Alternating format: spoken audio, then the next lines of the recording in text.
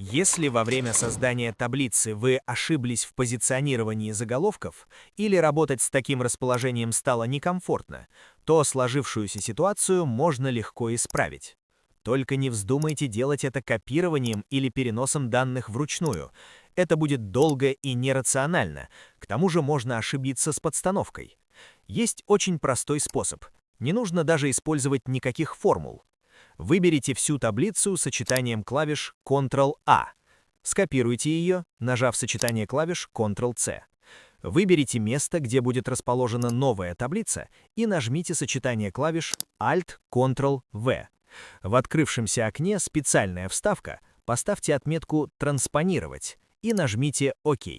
Вот и все.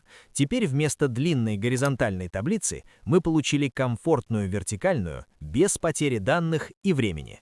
Кстати, того же результата можно достичь, если после копирования таблицы и для последующей вставки ее в нужное место в выпадающем меню команды «Вставка» выбрать пункт «Транспонировать».